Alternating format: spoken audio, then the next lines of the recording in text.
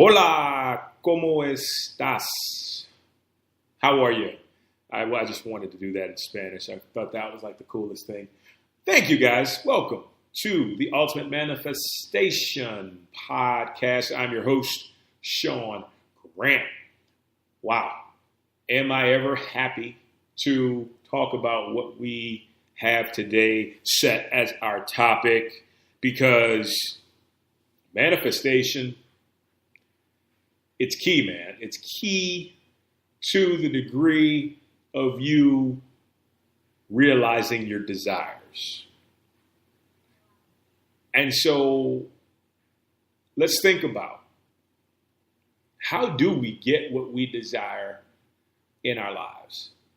It's a process, no doubt, and there's a lot of moving parts, some that we really don't ever truly see, but the things that we can control and we can have precedence over is our hearts and, more importantly, our minds. Okay? So oftentimes I've wanted to slap myself silly when I realize how simple this is, how just not complicated at all manifesting can be. Because, and this kind of ties into what we're talking about, we are fed so much crap that confuses us, that makes us press things and force things and not allow things to come about and to be patient, to have them to evolve and be created. We're just bombarded with so much. So it's important for us to, one, understand how the subconscious mind works. I should probably do that every single episode of this podcast. But one, to understand how the subconscious mind works, and two, to feed it properly. Okay, so let's get down to the subconscious. Let's give you an analogy that really explains, and this is one of my favorites because it explains it so well. It gives you an idea of how your mind is working. Okay, so let's take a computer, for instance. If a computer is your mind, right? Your subconscious mind is your operating system. All right? Your subconscious mind is your operating system. So you get your computer, you turn it on, and all of a sudden you see these things called applications and these things called programs. And so you can download or upload these programs into your operating system, which in turn causes the computer to function in a certain way as a whole. All right? So what that means is, to kind of transfer it over, let's say our mind. Once again, our mind is a computer. Our conscious mind is the operating system. And the programs we upload to the operating system are what basically transfer into the circumstances of our lives. All right, stay with me. I'm going to do my very best to simplify this for you. Basically, what it comes down to is your mind. You are your eyes, your ears, your ability to smell, all your five senses, your six senses as well,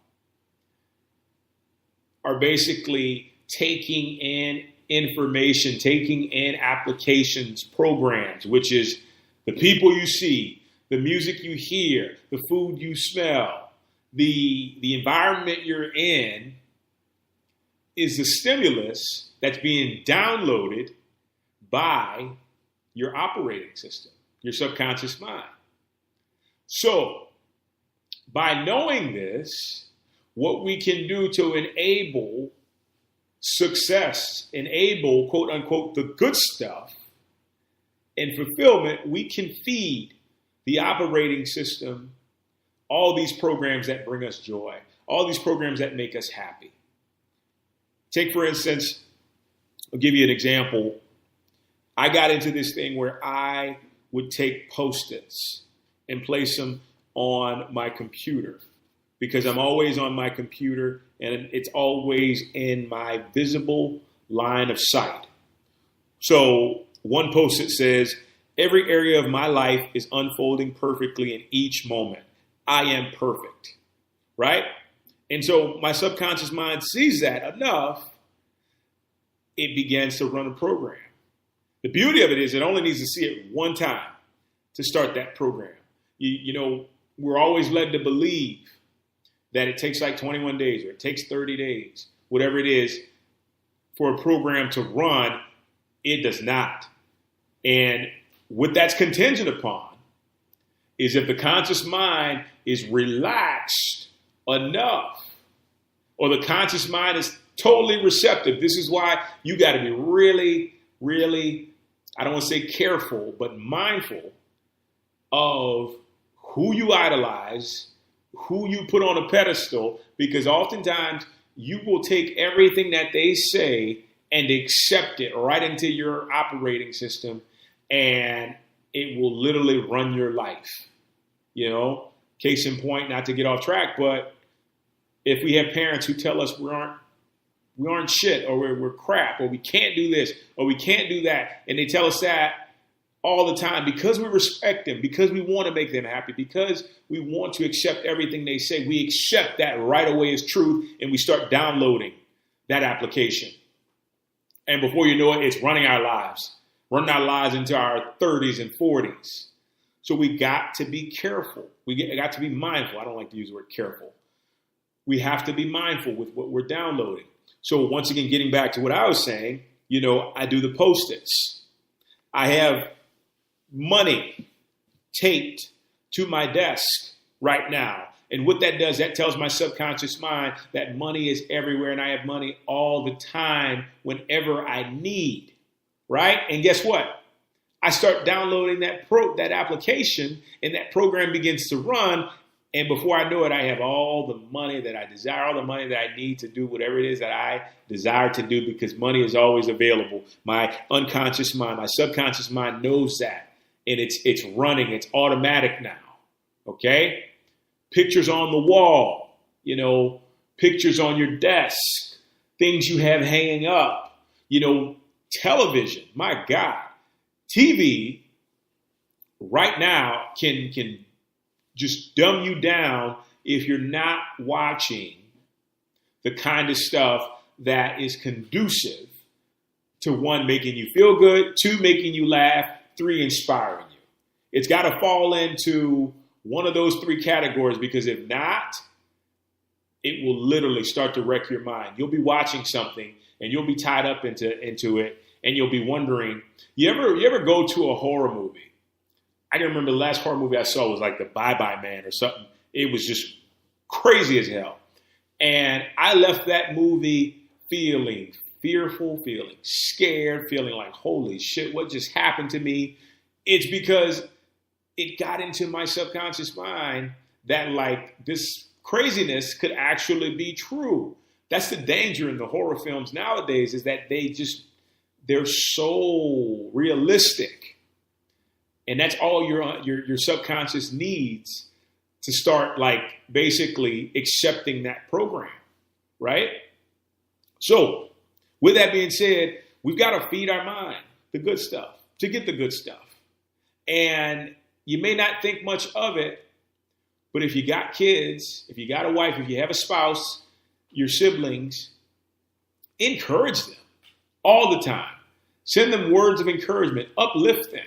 Like, let them know that they're good enough. Let them know that they're amazing. Let them know that, you know what, it might not have happened this time, but you'll definitely get them next time.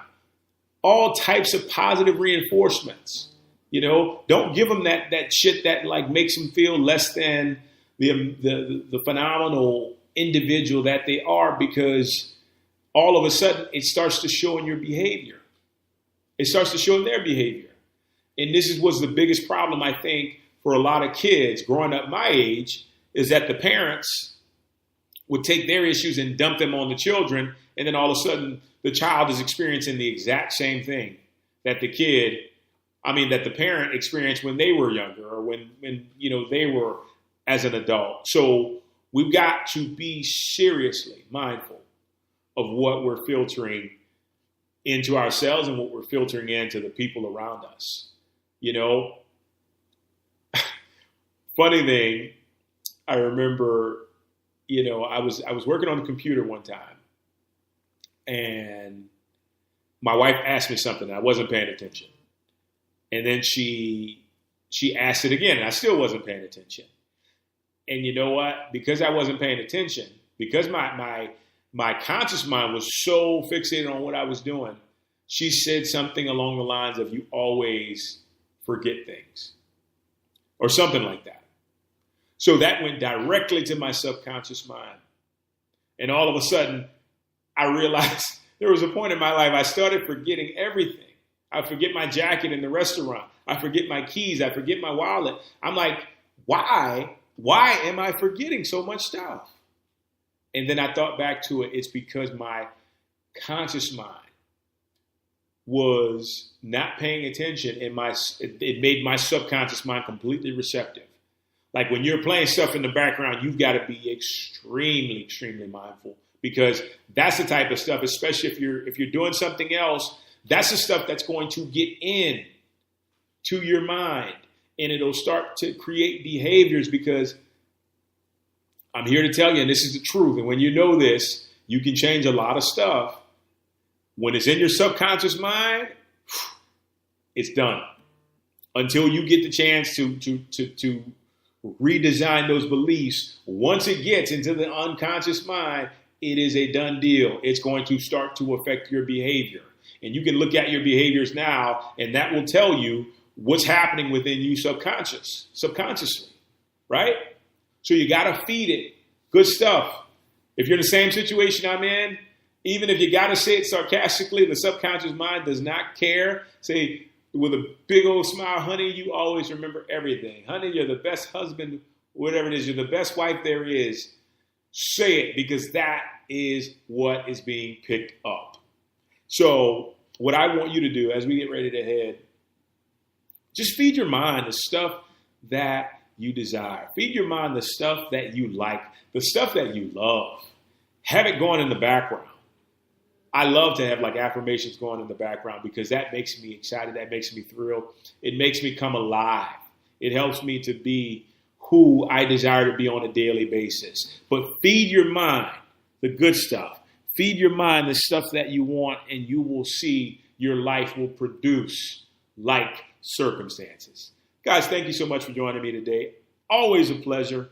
Remember, feed your mind the good stuff to get the good stuff. Take care.